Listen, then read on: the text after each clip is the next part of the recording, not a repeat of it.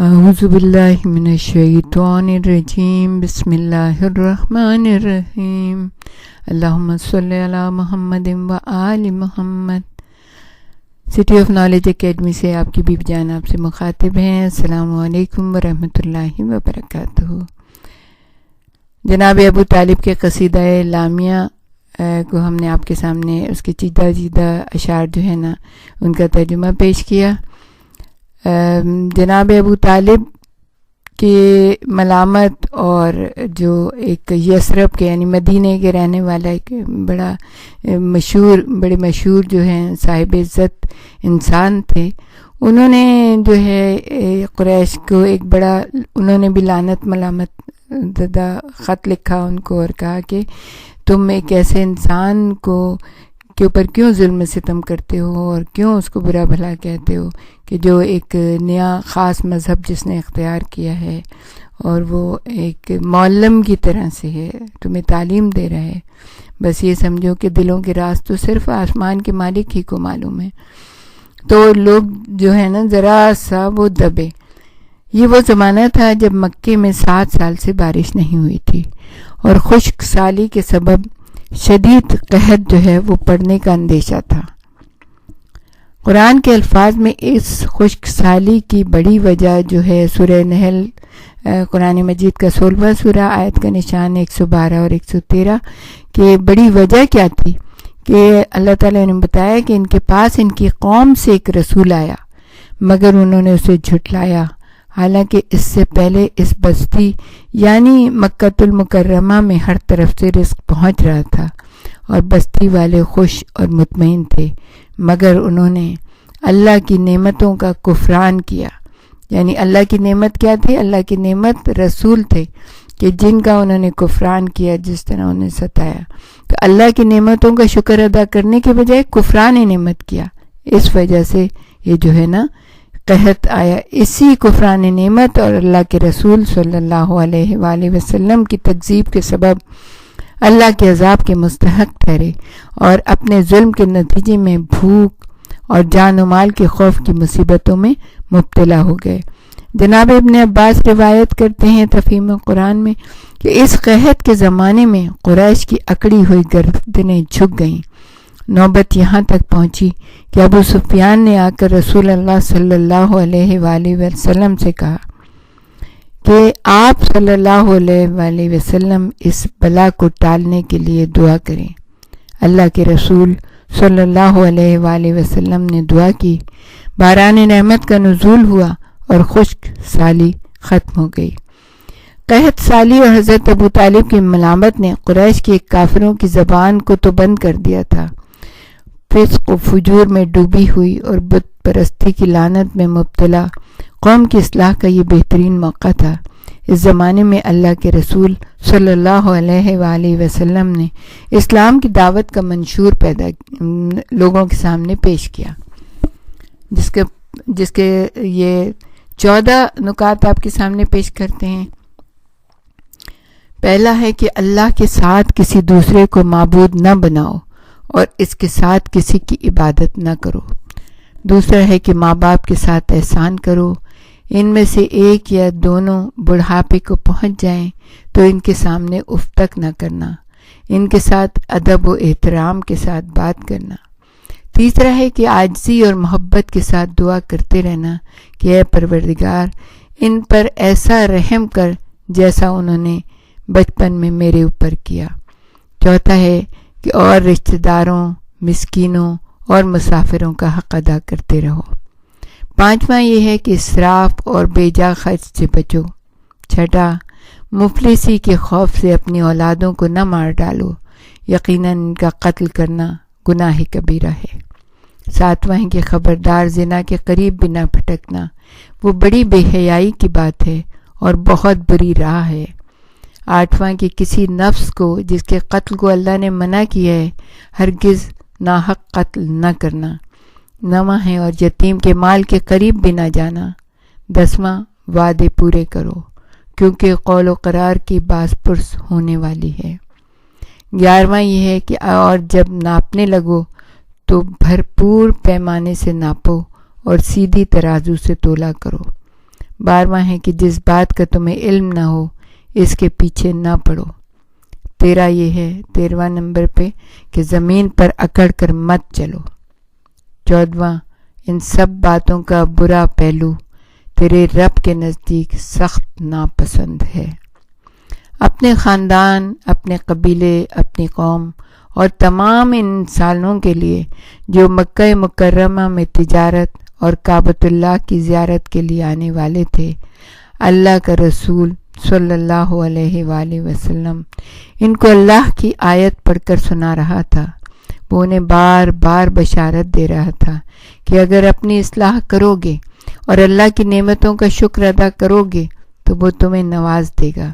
وہ بار بار خبردار کر رہے تھے کہ اگر روگردانی کرو گے اور کفران نعمت کرو گے تو اللہ کا عذاب بہت سخت ہے۔ تاریخ کا بیان ہے کہ مکے کے 13 سالہ دور تبلیغ میں 7-8 سال قحط کے بعد کے چند ماہ میں شہر مکہ اور گرد و نواح سے آنے والے عربوں نے پہلی بار اللہ کا کلام غور سے سنا، سمجھا اور تیزی سے مسلمان ہونے لگے، مگر قریش کے متکبر سردار اور تندخو سرمایہ دار اور خاندانی عصبیت کا شکار قبیلے کے سردار، جن میں ابو لہب، ابو سفیان، ولید بن مغیرہ، ابو جہل، عتبہ بن ربیعہ، سہم کا قبیلہ سہم کا عاص بن وائل، بنی امیہ سے عقبہ بن ابی معیط، پہلے ابو لہب حضرت رسول اللہ کے چچا، اور بنی امیہ سے ابو سفیان قبیلے کا سردار جو ہے بنی امیہ کا معاویہ کا باپ، پھر بنی مخزوم سے قریش کا رئیس اعظم خالد بن ولید کا باپ، اور بنی مخزوم سے ابو جہل یعنی ولید بن مغیرہ کا بھتیجا اور خاندان کا سردار، عتبہ معاویہ کا نانا، قبیلہ سہم کا عاص بن وائل کثیر الاولاد تھا، اور بنی امیہ سے عقبہ بن ابی معیط جو ہے کثیر الاولاد تھا اور سرمایہ دار، یعنی اللہ تعالیٰ نے دے دی تھی ان کو ہر طرح کی دولت، ثروت، اولاد، اور وہ اس وجہ سے اتنے تندخو اور اتنے متکبر ہو گئے تھے کہ اللہ کی کسی بات کو ماننے کے لیے تیار نہیں تھے۔ سر فہرست ہیں یہ سب، اول دن ہی سے روگردان ہو گئے تھے۔ انہوں نے اللہ کے رسول صلی اللہ علیہ وآلہ وسلم کی نصیحتوں اور ان کی بصیرت افروز باتوں پر کان نہ دھرے۔ وہ جو فسق و فجور میں سر سے پیر تک ڈوبے ہوئے تھے، اپنی بدکاریوں اور مکروہات کو چھوڑنے پر تیار نہ تھے۔ آباء و اجداد کے پرانے دین یعنی بت پرستی سے دلی وابستگی اور حریف قبائل کی بنی ہاشم سے حد درجہ نفرت اور رشک و حسد نے انہیں اتنا اندھا، گونگا اور بہرا کر دیا تھا کہ نہ انہیں اللہ کی نصیحتوں اور رحمتوں کی پرواہ تھی اور نہ جنت کی بشارتوں پر یقین، نہ ہی عذاب الہی کی فکر، نہ دوزخ کے عذاب کا خوف۔ انہوں نے توحید و رسالت، حیات بعد ممات، جنت اور دوزخ اور تمام حقیقتوں سے انکار کر دیا اور اصلاح کی ہر کوشش کو ناکام بنا دیا۔ قبائلی عصبیت اور خاندانی دشمنی نے انہیں نہ اللہ کے اس کلام پر غور کرنے کا موقع دیا کہ تمہارے درمیان ہم نے بشیر و نذیر رسول کو عالمین کے لیے رحمت بنا کر بھیجا ہے، نہ انہوں نے عرب کے محمد صلی اللہ علیہ وآلہ وسلم ہاشمی و مطلبی کے ان الفاظ کو قابل اعتنا سمجھا کہ اے گروہ قریش، میں تمہارے لیے عرب و عجم کی بادشاہی لایا ہوں، میں اللہ کا رسول ہوں اور میرا پیغام یہ ہے لا الہ الا اللہ، کیا کلمہ پڑھو اور اسلام لے آؤ۔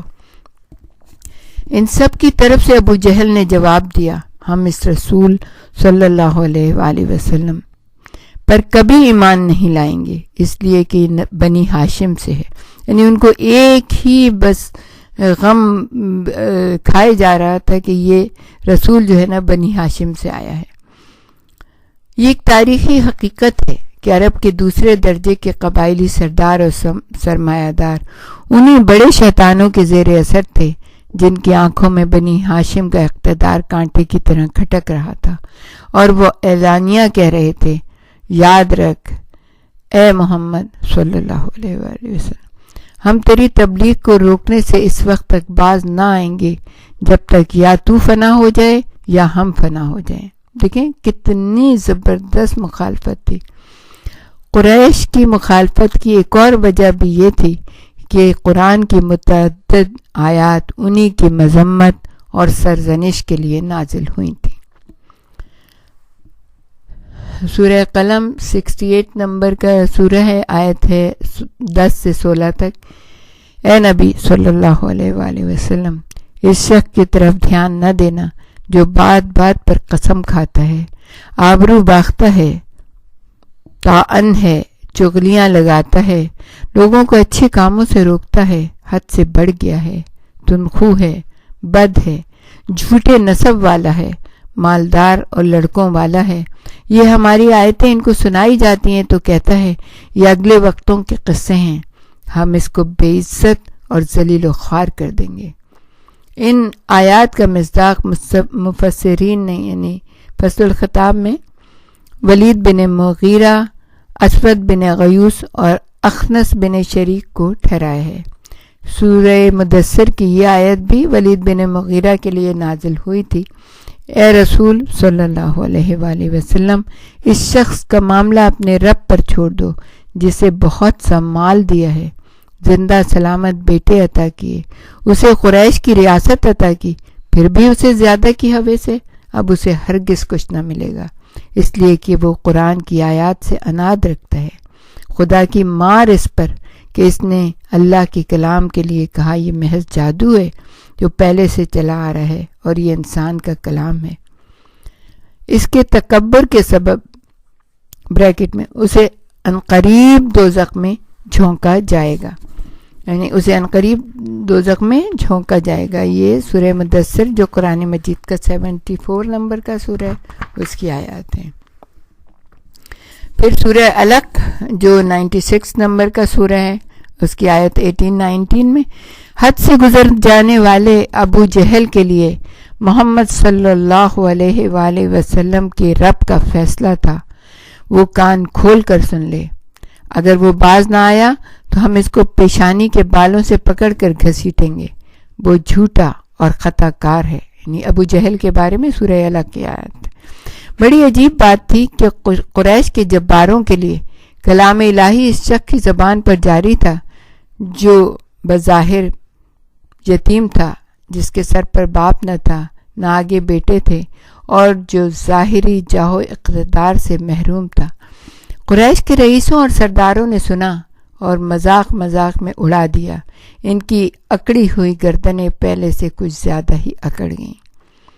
رہ گئے عرب کے دوسرے قبائل، سو ان کا حال جدا تھا۔ وہ بت پرست ضرور تھے مگر بنی ہاشم سے انہیں کوئی بیر نہ تھا۔ اکثر قبائل انہیں عزت کی نگاہ سے دیکھتے تھے اور آل عبد المطلب اور بنی ہاشم سے تجارتی اور دوستانہ تعلقات رکھنے میں فخر محسوس کرتے تھے۔ قریش کی طرح یہ قبائل صدیوں سے بت پرستی کی لعنت میں مبتلا تھے۔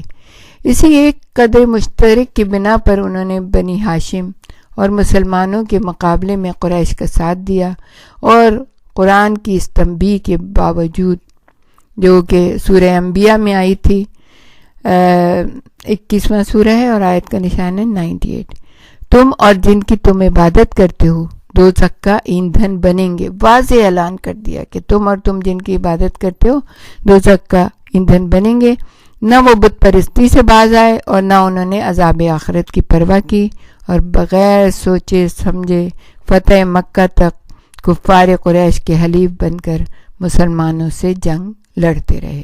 ہمارے ساتھ ہی رہیے گا، ہم آپ کو اور بھی بہت کچھ بتانا چاہیں گے۔ وآخر دعوانا ان الحمد للہ رب العالمین۔